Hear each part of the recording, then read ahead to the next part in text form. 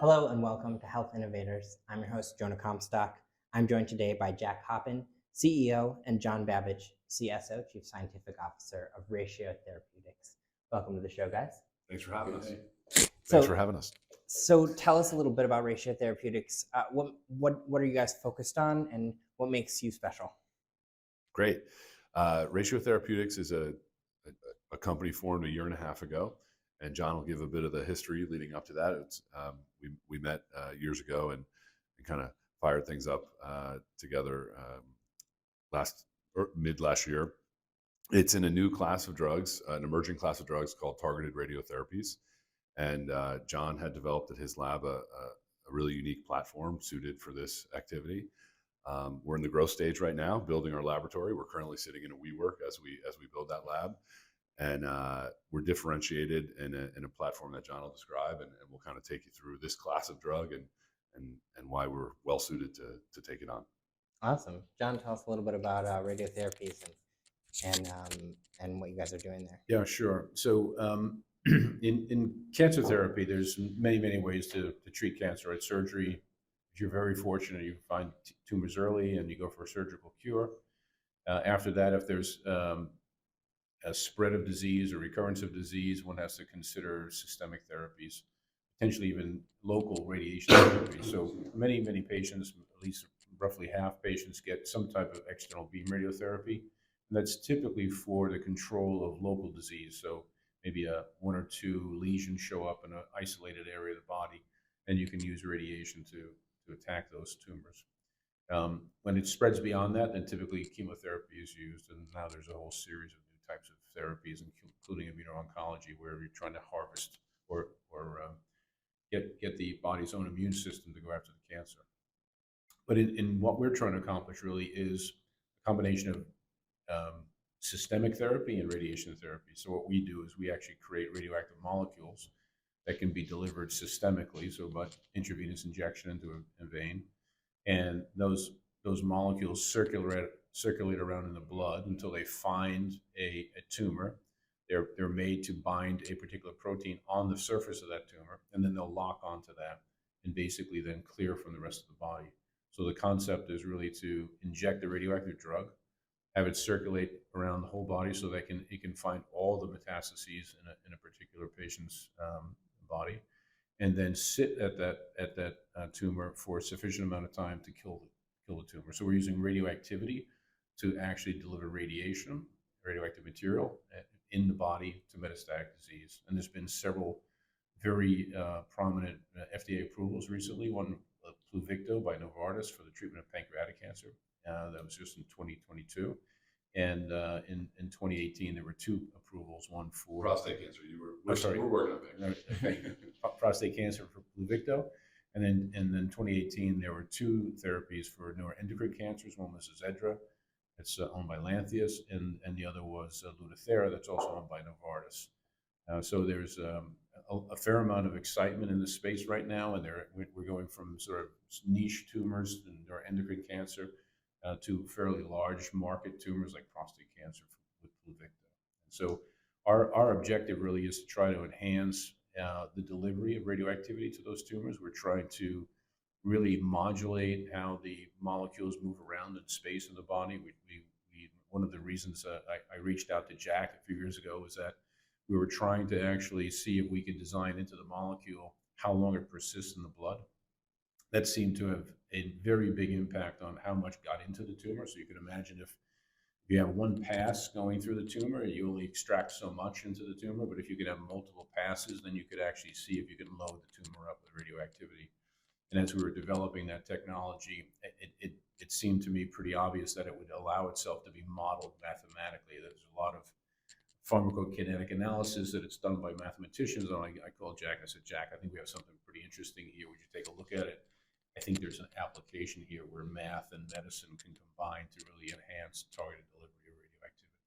So that's kind of how we got kicked off back in 2017, 2018. And so that kind of brings us to the name of the company, right? Ratio Therapeutics, and this exactly. mathematical approach.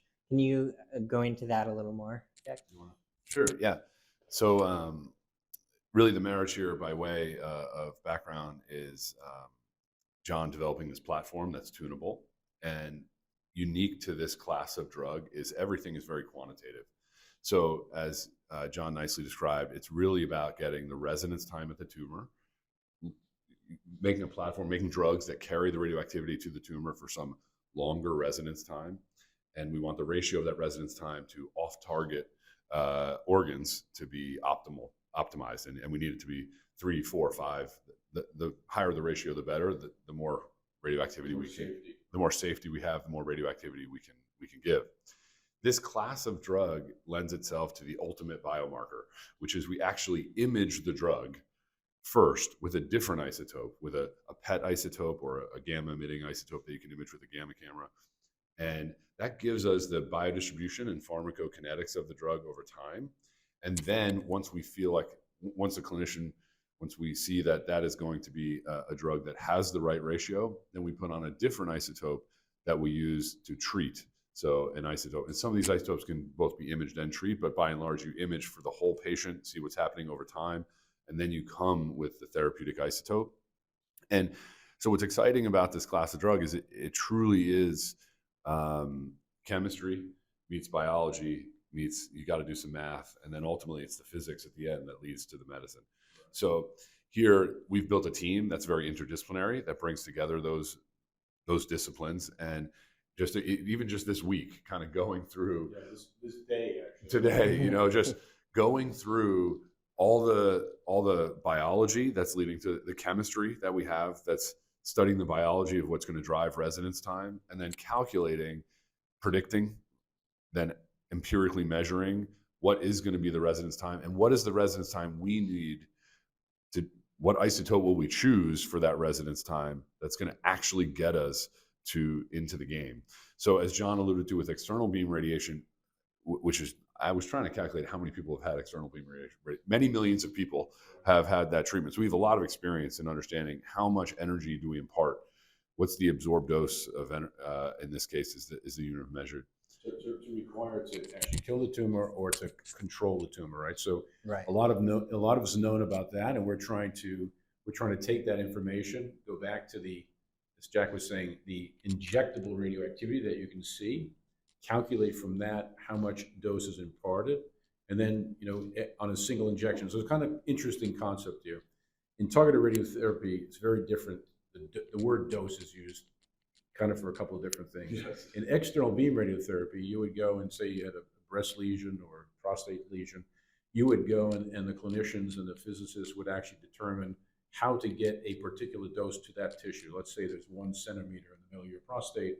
They would make a plan where they would have multiple beams shooting towards that centerpiece, so that the aggregate of all those added up would add, let's just say it's 100 units of radiation. What we do is we have to inject a certain amount of radioactivity, and what we're hoping to do is make sure that is enough of it gets to the tissue to bring that sort of amount of radiation to the tissue. So it's sort of different concepts. So we have a dose that we inject, but then there's a dose that gets imparted to the actual tumor. And this is where we can use clinical trial data that's been published on these trials that were just, that were the basis of approval by the FDA. The data that Jack is alluding to, which is the literature data on external beam radiotherapy, how much radiation was given to that tumor to control that, and then make calculations on what do we need to be successful in a clinical setting. Now, the other side of that equation, right, is like you want to have as much radiation as you need, but you don't want to have more than you need because it's potentially harmful to the patient. We don't generally want to blast people with radiation. That's correct. And that's unlike many Unlike chemotherapy. Yeah, unlike many classes of drug here, and it's an evolving field, but as it stands today, those dose-limiting toxicities by organ are calculated from historical external beam radiation calculations. So we really can measure and quantify, and it's regulated as to what will be the dose to the kidneys, which has a limit, a cumulative limit, and that's actually going to define kind of how much radiation we can give. Right. But the difference between this and external beam therapy is you can dump that radiation right inside the body, right, without having to go through all the skin and whatever else that's in between. Yes, when you do external beam radiation, it's a tomographic system. you rotate a beam around, and you're focused on the tumor, but everything in that plane, tomography means the writing of slice, everything in that slice is actually irradiated. The off target here, so that's why people have skin burns, and there's just an effect of external beam radiation. Here, the anxiety is if typically in the excretory system or some off target system in the body, if it accumulates and resides, we will also have toxicity there, and it's well measured as to what are the limits of that. Thus, the bigger the ratio, the bigger you can get to the tumor. And So if you know the amount of radiation that the kidney can take, which is again known, published, 23 gray. we believe we understand it to some limitation. The more you can get in the tumor while not moving that needle up, so you're actually, but through the sort of manipulation of pharmacokinetics and circulatory time and all these other phenomena that we're building into the molecules, we keep the kidney at a certain level, and we're trying to enhance the accumulation of the tumor. So that as we increase that ratio, then the therapeutic index, the safety index becomes greater, and therefore we have a much better opportunity to treat the cancer. So we can get multiple cycles of the drug without damaging the kidney. That's the objective in this particular example. It could be other tissues, could be a salivary gland, it could be bone marrow in other cases. But in this case, in this example, we would try to design the molecules so that we'd have minimal amount of accumulation in the kidney, maximum accumulation in the tumor. So this seems like a process innovation. How scalable will it be in terms of developing multiple drugs for multiple different kinds of cancers? This is sort of still a precision medicine, right? So yeah. So right now we're 2 for 2. Both in preclinical work and in clinical work. And so we think that the application of the scaffold or the technology platform, what you want to call this, that the approach is actually amenable to many other compounds, many other targets. And we're sticking to small molecules and small peptides, so the pharmacokinetics of that can be pretty much directed by the scaffold. You don't want the tail wagging the dog, so to speak. So if you had larger constructs like antibodies, it'd be very hard to manipulate their pharmacokinetics because they're so big, they have their own, they dominate what happens to them. Whereas you have a molecule a little bit bigger than an aspirin, you can actually put that onto a relatively, like maybe a scaffold that's 3 or 4 times bigger. It's not that big. And then that scaffold can control the pharmacokinetics of where that aspirin molecule goes. So that's kind of the concept. So you guys said the company is just a year and a half old now, right? Yes. So maybe go. But it started.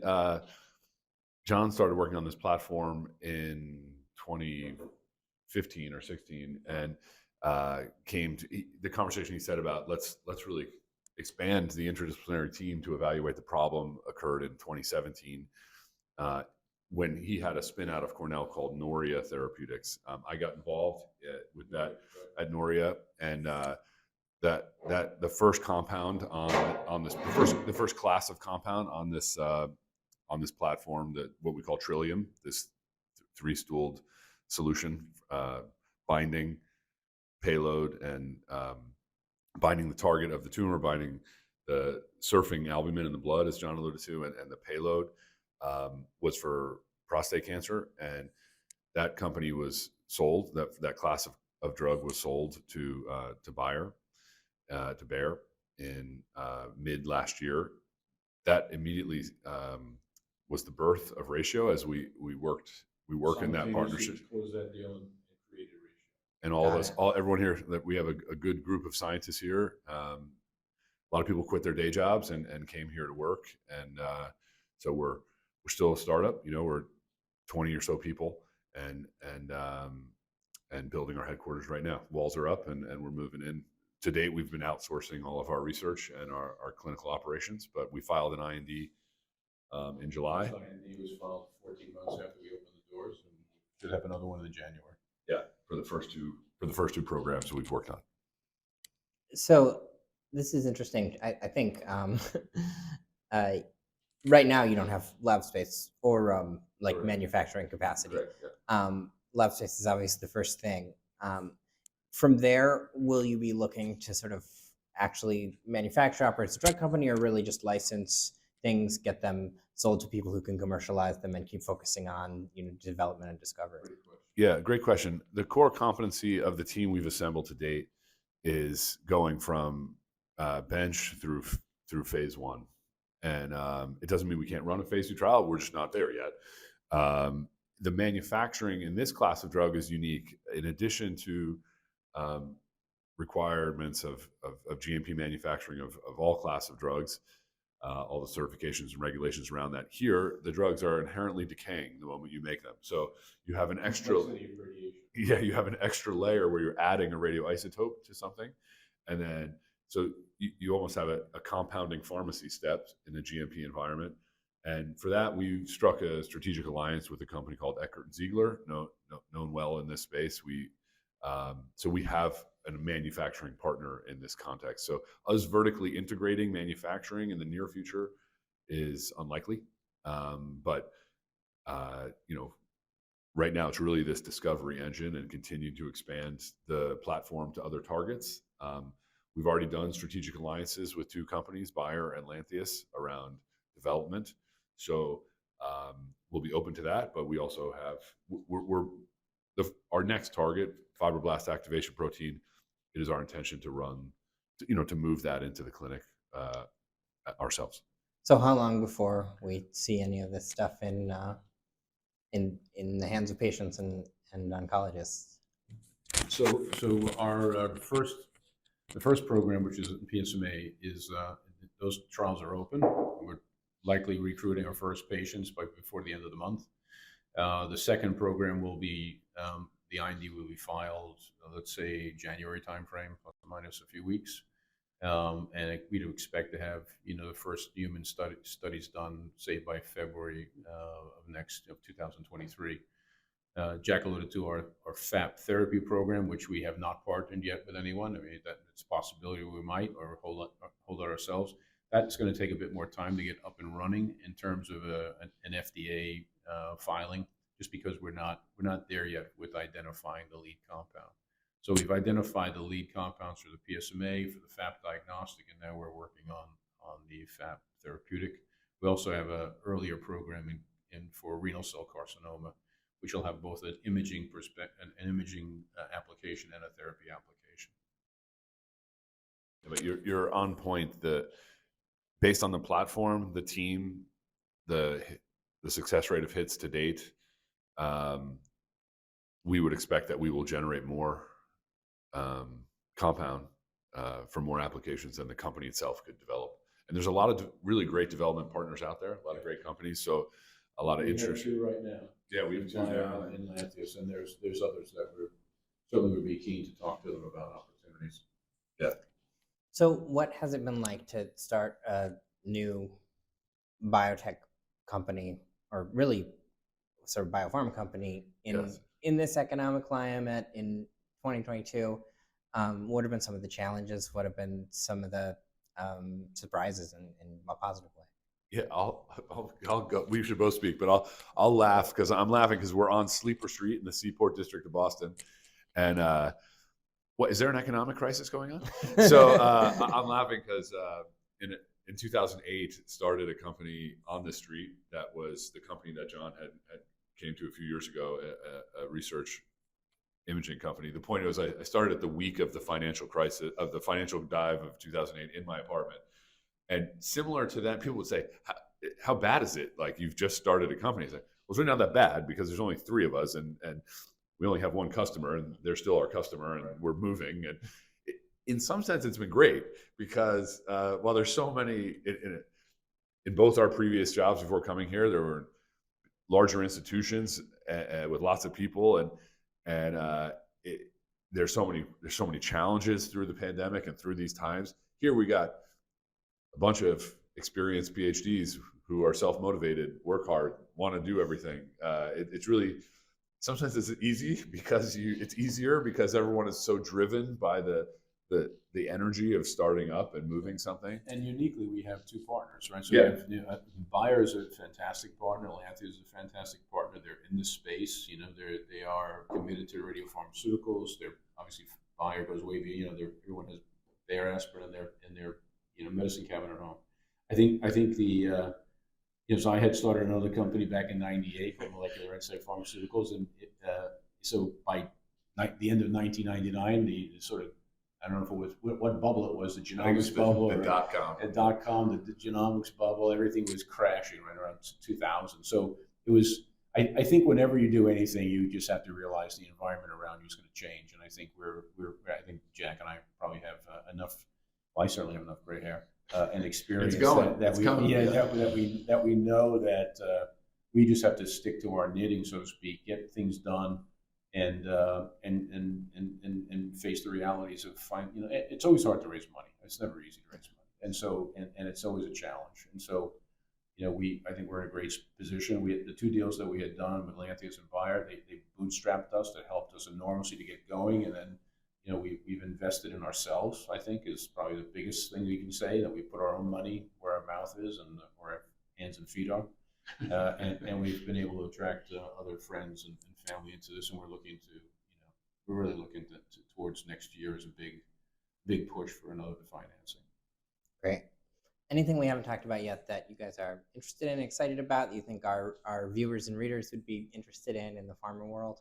Yeah, I would add one item that a big part of the excitement. We've both been in nuclear medicine for a long time. I much more for me on the imaging side, using imaging to study the pharmacodynamics of other drugs, or studying the pharmacokinetics of drugs that weren't necessarily targeted radiotherapies.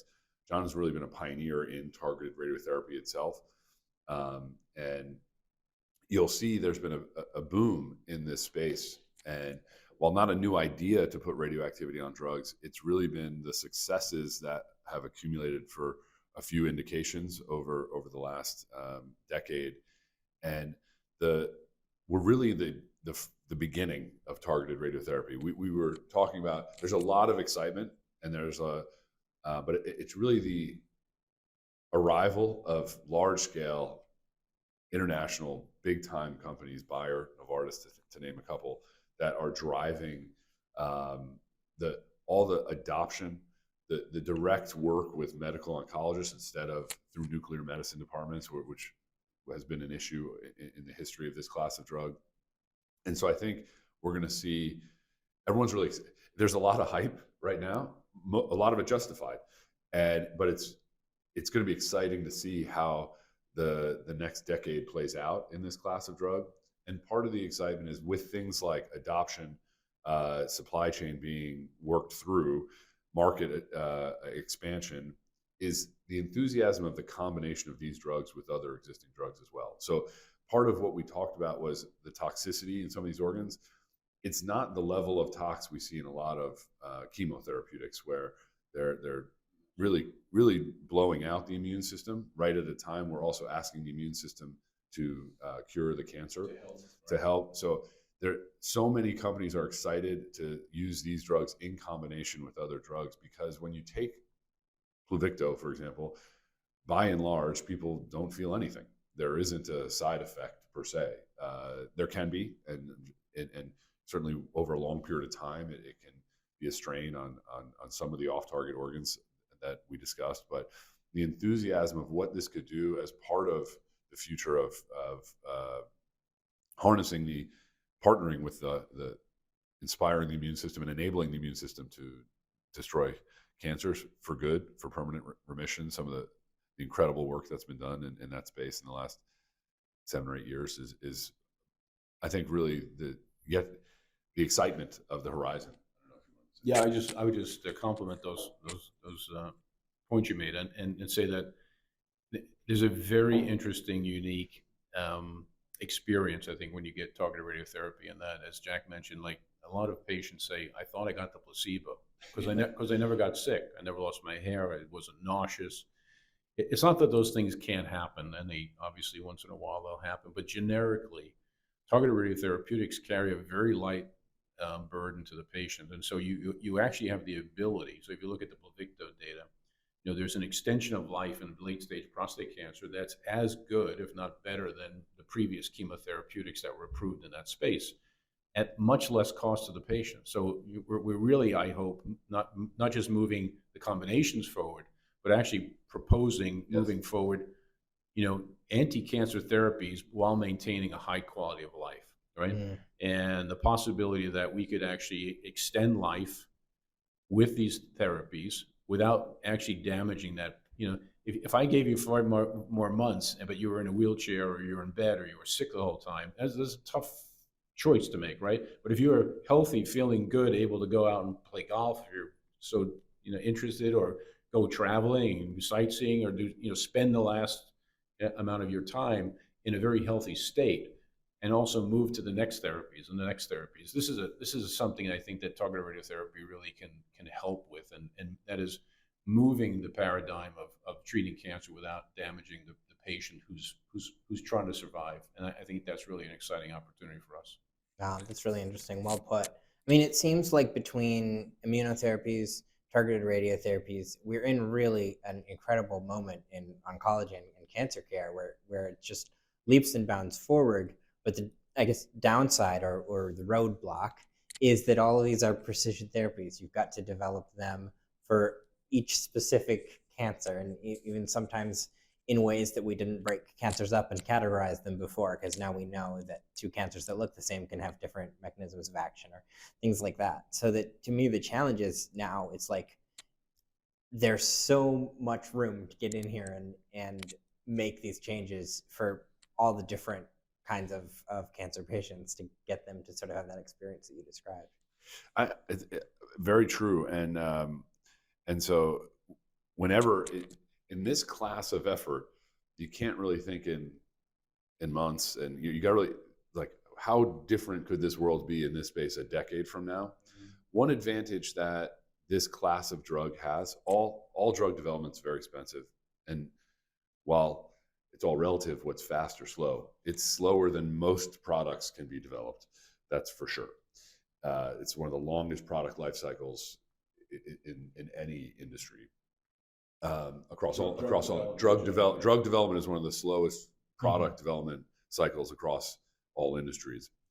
What is very good about this class of drug is circling back to what we've discussed.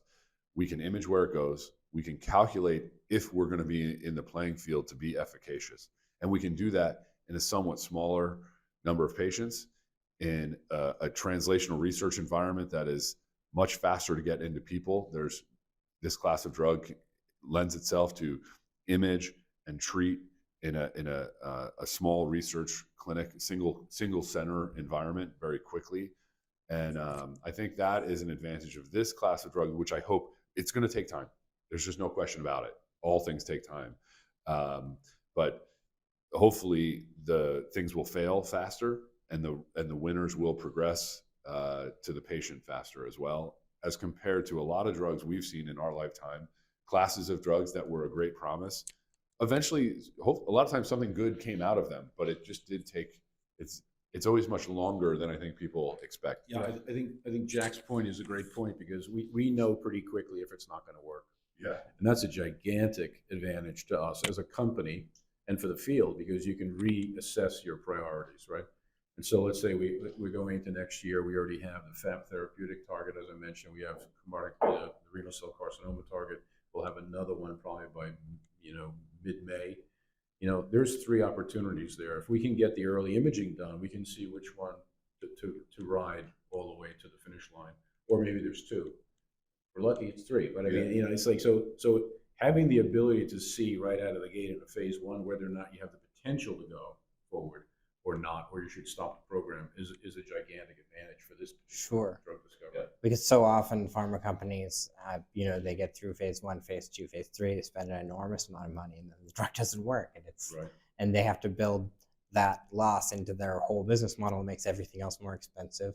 It also makes it very difficult to stop a project when you've already loaded so much money and so much expense and so much time, right? Everybody's bought into it. Yeah. Here, if the numbers don't tally up literally after phase 1, it's not going to work. It just can't work. We know that. So it's easy for us to be clinically like. It's not an emotional decision here. When you either can get the amount of radiation to the tumor or not, and it's back to, you have a threefold improvement of success when you introduce a biomarker into a translational drug development effort. It's yet to be calculated, but this is the ultimate biomarker. You're actually imaging your drug and calculating its residence time. And unlike downstream pathways and pharmacology, we understand the physics of cell death as a result of exposure to these types of radiation. So again, this is the excitement. I think so. Maybe hopefully people look back and say, why didn't we start that 20 years earlier? John did start a great company and now the adoption and appetite is there because of the successes that have occurred and approvals over the last 5 years. Awesome. Well, thank you both so much. This has been really interesting. Thank you. And I wish you the best of luck. Maybe we'll talk again when you guys open your lab or have some other news. Yeah, absolutely. Come to the grand opening. Yeah, exactly. It's right here in the Seaport in Q1. And Sounds we're excited. good. We're excited. Nice to Great talk to to meet you. you.